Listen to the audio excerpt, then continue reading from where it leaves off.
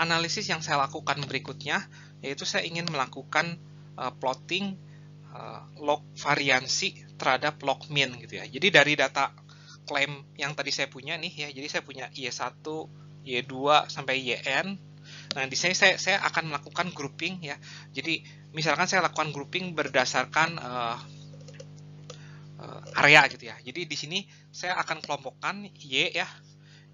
Saya akan kelompokkan Y yang ada di area A gitu ya. Y1 mungkin Y1 ada di area A, Y3 ya, Y5 dan seterusnya. Kemudian Y2 terus Y10, Y16 ada di area B ya. Dan seterusnya sampai area F ya kalau nggak salah. Y6 ya. Y6 dan seterusnya gitu. Nah, kemudian dari setiap area ini saya hitung min-nya dan variansinya. Min dan variansinya ya. Nah, di sini saya ingin melihat bahwa variansi dan min itu mempunyai hubungan yang proporsional ya.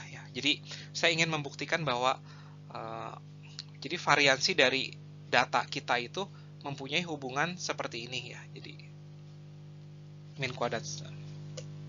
Nah, untuk itu saya akan melakukan logaritma ya. Jadi log var log min 2 ya. Atau 2-nya bisa diturunkan menjadi seperti ini. Log var ya. Nah, oleh karena itu dari setiap data ini nih min var ini untuk setiap area saya akan petakan ya. Jadi saya akan plot jadi titik ini ya, titik min dan variansi untuk area A, titik min dan variansi untuk area B, titik min untuk variansi untuk area F. Saya akan lakukan logaritma dan kemudian saya plot di sebuah gambar dan kemudian saya akan tarik garis regresi ya. Dan saya akan tunjukkan bahwa garis regresinya itu kurang lebih sekitar 2 slope-nya. Ya. Nah, jadi saya akan lakukan itu di slide berikutnya. Nah, di slide ini saya melakukan plotting beberapa plotting ya berdasarkan area ya. Jadi saya kumpulkan semua claim amount yang ada di area A, area B, terus saya hitung min dan variansinya untuk setiap area, dan kemudian saya hitung log min dan log variansinya untuk setiap area.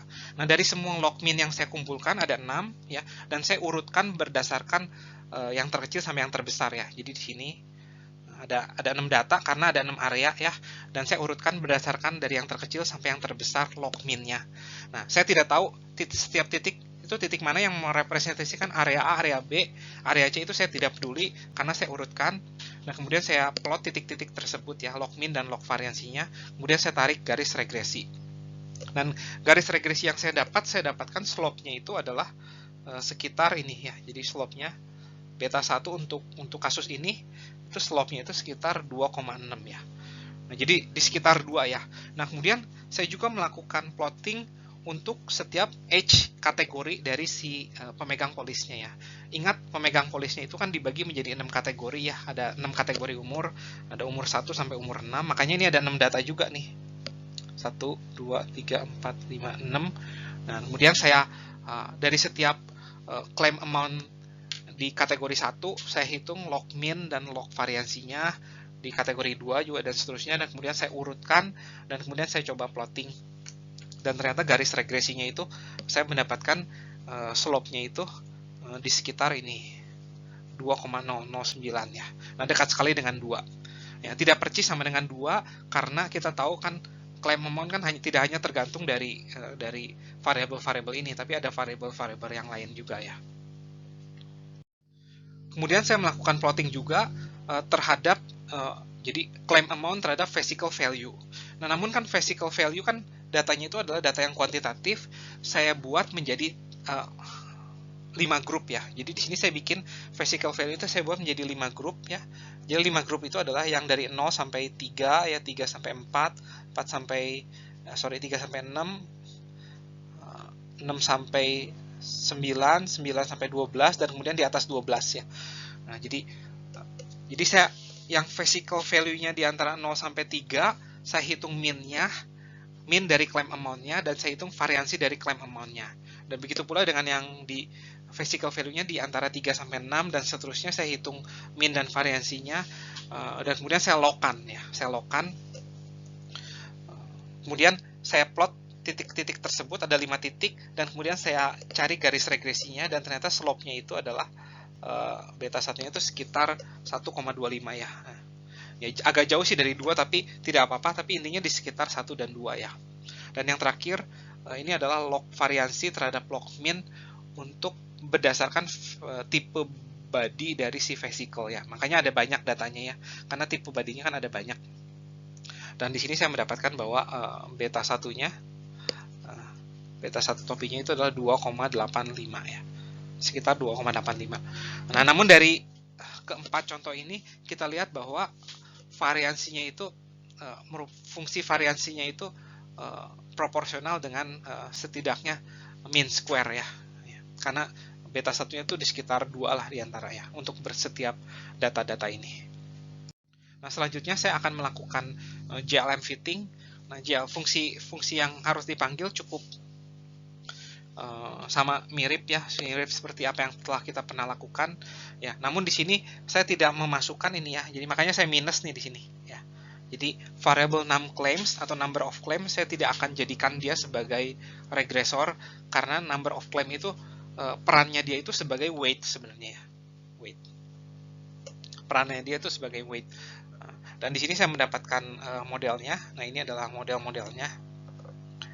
Nah, kemudian di sini juga saya bisa mendapatkan estimasi dari V-nya ya. Jadi ini tuh adalah, ini adalah alfanya nih. Alfanya, dan V-nya itu berarti, V-nya itu adalah 1 per alfa ya. Nah, dengan menggunakan perintah ini ya, gamma.shape dari model JLM-nya ya. Dan kita bisa mendapatkan estimasi dari dispersion parameternya atau alfanya. Nah, semoga cukup jelas bagaimana kita melakukan fitting dengan menggunakan JLM dengan gamma distribution. Nah, langkah terakhir kita ingin menguji jika kita punya ada beberapa model gamma regression. Nah, kita pengen tahu yang mana yang lebih bagus daripada yang lain. Nah, di sini kita bisa menggunakan apa yang disebut dengan deviance residual ya. Nah, di sini YI itu adalah data sebenarnya ya, real data. Mu I itu adalah predicted data. Dan kemudian NI ya. NI itu adalah weight-nya ya. Weight-nya, kemudian apalagi yang perlu kita tahu. Udah ya, seperti itu. Dan kemudian untuk setiap data, kita bisa dapatkan deviance residualnya ya. Jadi kalau kita ada 100 data, berarti kita punya 100 delta I ya. Delta 1, delta 2, sampai delta 100. Dan yang disebut dengan deviance residual itu adalah delta nih, yaitu adalah jumlah kuadrat dari setiap delta ini ya. Nah, di R sudah dihitung, yaitu dengan menggunakan perintah ini ya, resit dari JLM model kita ya. Nah, ini perhitungan ini tuh udah langsung memberikan deviance residualnya. Deviance residual yang terkecil itu adalah yang lebih baik dibandingkan dengan yang lebih besar.